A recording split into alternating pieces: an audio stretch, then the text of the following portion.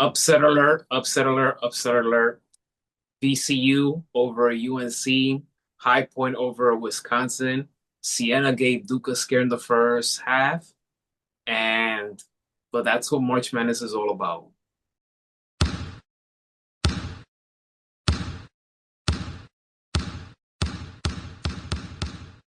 Welcome to Talking March Madness. I am Miguel. This is my partner Avery. Boy, oh boy, Avery. VCU versus UNC. We're gonna go with that one first. This was bad. This was bad for UNC.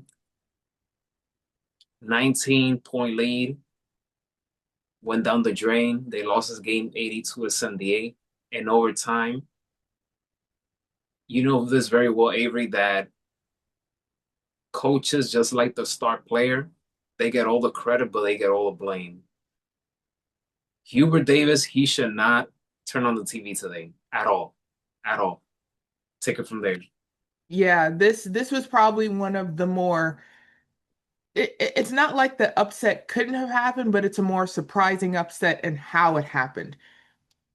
Generally, across the board, this entire season, North Carolina has been dominant once they have the lead. But we all know in college basketball, even a 5-minute drought of no points can take a commanding lead and shrink it down to nothing. And VCU did not quit at all. They took it to the Tar Heels. They kept pounding the ball. Their defense was outstanding late, trying to cut down that 19-point deficit. And not only did they take the Tar Heels to end of regulation, they pushed them to overtime and they took the upset win. That's why they call it March Madness, because now the inmates, some of these lower seeds, want to run the asylum.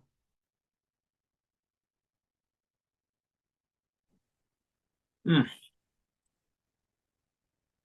We know that VCU has talent, and we listen, as a Tar Heel fan, I give them credit to my hat to them.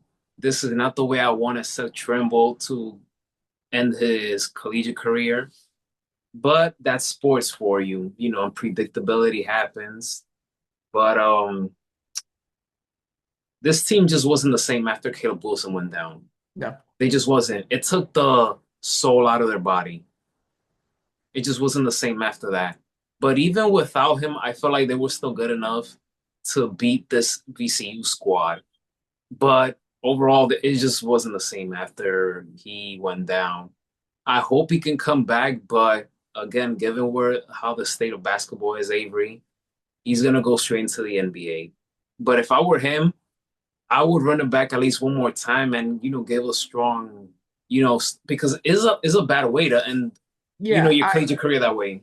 I agree with you. It's almost like, with Cooper Flag last year. I'm like, Duke went so far, but yet he chose to go to the NBA. It's working out for him. But sometimes when you've been with a school for so long, you want um, that accolade to the school. You're willing to weigh your options, especially if you're looking at it and you still have that opportunity to not only go to the big dance but to get the championship and also cut down the net. So, we'll see what happens, and hopefully he makes a decision that's best for him.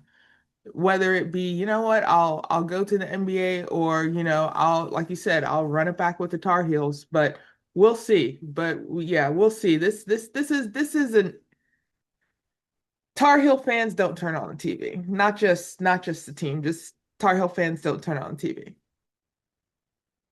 Before we go to Duke Avery, let's go with High Point. Their sensational, impressive victory over Wisconsin. Yep, I see the background right there. They won 83 to 82. The team made 14 threes. But how crazy is this, Avery?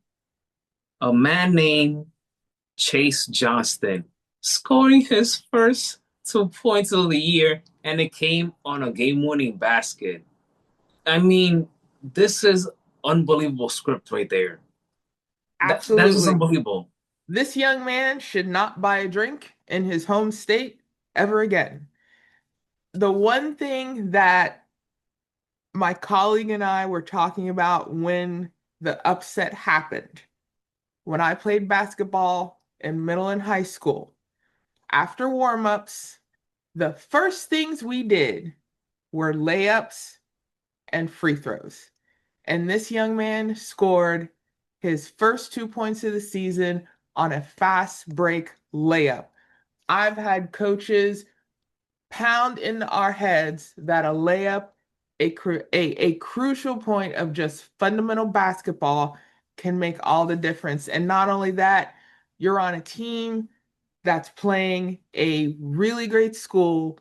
You have the opportunity. You don't crash when you take the opportunity. It happens. You execute, and like anything, this young man is a High Point legend right now. And it's one of those, like anything, you have those feel good stories that are going to come out of this tournament. And I think that one is just a major one. You're on the team, sometimes, you're like any team, you're there for certain reasons. And when the opportunity came up, he took it, he ran with it literally and scored. I mean, it was just fantastic, fantastic. So he will be forever remembered for this moment. It doesn't matter where they go from here. High Point fans, the university, they're gonna remember this moment for a very long time. And I just love seeing upsets, as Yeah. long as it's not my team, but it Yeah, happens to my team. and fun fact about High Point, they are from North Carolina. So you can root for this North Carolina team. Yeah, I just learned something. So because I didn't know nothing of, I didn't know much about them, but now that you mentioned that, all right, we'll see what happens. We'll see. Yeah. But going to Siena versus Duke, Siena gave Duke quite a scare in that first half. This team was putting points on the paint. They were shooting lights out from downtown, and but I knew. Watching basketball for so many years, I'm like, there is no way, and I repeat, there is no way that Duke is gonna stay like that. They're gonna answer back in the second half, and they did. Their defense stepped up, and but hey, Siena, we got to give them a lot of credit. They hung in there till the end, and they should raise their heads up. So Yeah, hopefully this game right here. Listen, one game can change everything for a program. Win or lose, it could change everything. So hopefully they get on their A game and um continue to build that momentum. yeah, absolutely. Duke head coach said after the game he was out coached. He admitted it. He tipped his hat to Siena head coach McNamara. He had a game plan. Siena had a game plan and it worked. That first half was absolutely dominated by Siena. Points from downtown. Their defense was stellar. And we mentioned that yesterday that defense could have a really impact on teams and their inability or their ability to score. But absolutely, Duke was down as much as nine, I believe. Once the second half started, they chipped away. They got under Siena's skin. They were missing threes. They were missing, fundamental shots. They were missing dunks. And then all of a sudden, Duke just chipped away and they took the game. But I think any number one seed now, and for the past couple years, we've seen it, those 16 seeds once they get fire, they're done. Even Michigan had a bit of a scare with Howard, even though Howard lost by 21. But the number one seeds that are playing today, you need to be careful because those coaches could have a very fundamental idea of how to handle your team. And if you don't know how to combat that or have that scenario already in place, you are going to be made into history because you're going to be a number one seed that lost. Luckily, Duke came up with the win, but I see Siena, Coach McNamara, his team, they should absolutely be proud of themselves. They absolutely should. Texas came out victorious over BYU, 79-71. What was your takeaway of this game? My takeaway of this team is I think Texas is being really underestimated. I think I mentioned it that every 10-7 matchup, could be a potential upset. Also, every 11-6 matchup, which is what this matchup was for Texas BYU. Texas Texas showed like no errors. They showed like no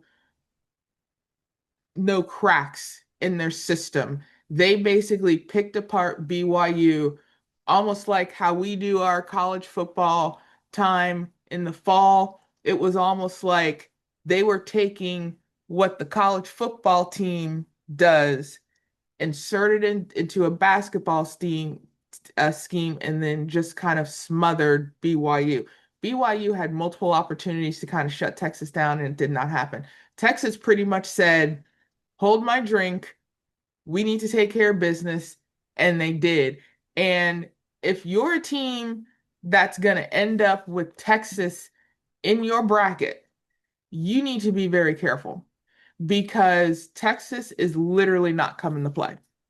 And I know we're kind of shooting ahead of ourselves, but I believe Texas is playing Gonzaga Saturday. Gonzaga, please bring your A game because Texas is not coming to play. And here's the thing, if their men's team is not coming to play, their women's team certainly isn't because their women's team is making a wonderful splash and they want to have that type of success as well.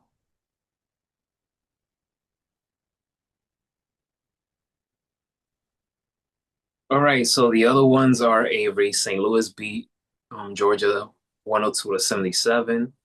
Houston over Idaho 78 to 47. Gonzaga over Kennesaw State 73 to 64. Illinois over Penn 105 to 70. Texas A&M over St. Mary's 63 to 50. Michigan over Howard 101 to 80. Arkansas over Hawaii 97 to 78. Michigan State over North Dakota State 92 to 67. McNeese, I wanted them to win. They did hung in Yeah, there in the second they half, did. They but did. but they lost 78 to 68. Uh, Nebraska over Troy, 76 to 47. And the first game, which was very intriguing, TCU versus Ohio State. Yes. TCU came out 66 to Absolutely. 64. It doesn't seem like an upset because it's 8-9, but yeah, I think you have to count that as an upset. TCU taking down Ohio State by 2 should be considered an upset. TCU did not falter in the fact that they stuck real close with the Buckeyes and made every shot count. All right. So Avery, we come down to today's game. The first one is at 12:15 p.m. Right now it's 10:53. So as soon as I'm gonna log off, I'm gonna publish this at 12. So first game, quickly tell me. Number 10 Santa Clara versus number 7 Kentucky. Who do you got? Oh, this could be again another upset of a 10-7, but I think Kentucky. They've had a lot of ups and downs this season. I'm going to give the slight edge to Kentucky. They are favored by 3.5, but I think Santa Clara does have the opportunity, like a lot of teams had yesterday, to play really good defense, to shut down in the front court, and they can take control. I would not be surprised if Kentucky is upset, but I am going to give the edge to Kentucky. I think they may be down, but they're going to come back and win. But I think Kentucky can take this by 5 points. 12:40 p.m. game. Number 12 Akron versus number 5 Texas Tech. This one is intriguing, but I'm gonna call this one upset alert. I'm gonna go with Akron. The first one I'm gonna go with Kentucky. The second one Akron. What do you got? Yeah, I agree with you. Another potential upset. I am going to go with Texas Tech on this one. They've played really great basketball this entire season, but like anything, when you're a high seed, you cannot underestimate what I like to call the insanity asylum. You might as well call this Arkham. Any low seed, 10 and up, they want to make history. Akron does have that opportunity, but again, I'm gonna go with Texas Tech by 7. Number 16 Long Island versus number 1 Arizona. Game is at 1:35 p.m. Eastern Time. Going with Arizona. You? Yeah, I'm gonna give Arizona on this one, but like Siena with Duke yesterday, the reason I have my glasses on because we want to make sure we are seeing this clearly. Do not count out Long Island. If Siena can figure out how to take out Duke, but just not execute fully, Long Island could probably do the same thing. I would not be surprised if again a 16 seed takes control, but in this time, keep it. I am going to give the edge to Arizona, but again, I think they could take this win by a small margin. I am going to give it to Arizona, but again, I would not be surprised if Long Island figures out the Arizona Wildcats. I'm going to give it to Arizona, but I'm going to give it by 5. Number 14 Rice State versus number 3 Virginia. Game is at 150. I'm going with Virginia. Who do you got? Oh yeah, I'm gonna go with Virginia too. Virginia has had a very interesting history in the tournament the past few years, including being upset as a number one. But again, uh, their trip through the ACC conference even came up to a college football rematch. They met Duke for the ACC title, and they had a very good ACC tournament. But I think they're going to carry that into this game, taking full control. I'm giving Virginia the win, and I'm giving them by 15. Tennessee State versus Iowa State. Number 15 versus number 2. I'm going with Iowa State. You? Again, also Iowa State very in control. I think they'll go ahead and take this game to hand. I'm going to go with Iowa State by 20. Miami, Ohio versus Tennessee. Number 11 versus number 6. I don't know why, but this one's intrigues me. Game is Oh, at 4 yes. 4:25 p.m. Eastern Time. This one is tricky, but I'm going with Tennessee. You know what? The fact that how Ohio State got into the tournament, I would not be surprised if some of their students make the trip to help encourage their fellow students. I work with a fellow Tennessee volunteer alumnus, but granted, I have mentioned it to him, but in this one, again, like I said, with 10-7 games, 11-6 games are a potential upset. I'm going to go with Miami of Ohio on this one, and I'm going to give it to them close. I think Miami of Ohio is going to upset Tennessee by 5. I'm gonna go with two more here because these two intrigue me. Iowa versus Clemson, number 9 versus number 8 at 6:50 p.m. Uh, I'm gonna go with Iowa on this one. You? Yeah, this could be a close game like Ohio State TCU. I look to this to be a back and forth game. Clemson had a very good ACC tournament too. They kind of took it to Duke when they played them as well. So look for Clemson to be really good behind the arc. Try to take advantage of that. Iowa try to do the same thing, but I think they're going to do it down low in order to make sure their defense is stellar. I'm gonna give the slight edge to Clemson on this one. I'm gonna give Clemson by 3, but we should not be surprised if Iowa takes this. Last but not least, this one also I call this somewhat of a upset alert. Number 10 UCF versus number 7 UCLA, 7:25 p.m. game. I'm gonna go with UCF on this one. You? Yeah, yes, another intriguing 10 versus 7 matchup. I think University of Central Florida can take this. UCLA Bruins, they're playing really decent basketball right now. But like them, if they've seen the other 10-7 game, they have to be careful to not underestimate the Black Knights of Central Florida. So I'm gonna go upset alert on this one. You know what? I'll even call it. I say this could be an overtime game, but I'm gonna give this to UCF. Another upset, 10 taken down to 7. Because there's games tomorrow, Avery already said, I'm just gonna go straight right away. So St. Louis versus Michigan. I'm going with Michigan, but that could be a dangerous game for Michigan. Louisville versus Michigan State. Another interesting one. I'm going with Michigan State. TCU versus Duke. I'm going with Duke on that one. I just can't underestimate them, but that's a dangerous game for them. Absolutely. Houston versus Texas A&M. I'm going with Houston. Gonzaga versus Texas. I'm going with Gonzaga. VCU versus Illinois. I'm going with Illinois. Vanderbilt versus Nebraska. I'm going with Vandy. High Point versus Arkansas. I'm going with High Point on that one. Who do you Hey, got right away of those hey, you know games? Who what? you got for each? Hey, I'm gonna go with Duke on this one, but I think Duke's scare against Siena is gonna have them take control against TCU. So I'm gonna go with Duke. High Point, Arkansas. Even though Arkansas won the SEC title, I think High Point is on a high. No pun intended. I think High Point is on a high, and I think they may take control of Arkansas. I'm going to go with High Point on that one too, getting the upset. Louisville, Michigan, Michigan State. I'm going to go with Louisville on this one. I think Louisville takes this upset by 5. Michigan, St. Louis. I think St. Louis might, give Michigan a 1-2, but I think Michigan might take control, and they win by 10. Vanderbilt, Nebraska. I got Vanderbilt on that one. I think Vanderbilt will just take control of Nebraska and then just have, you know, they're kind of going to play with their food. Vanderbilt by 5.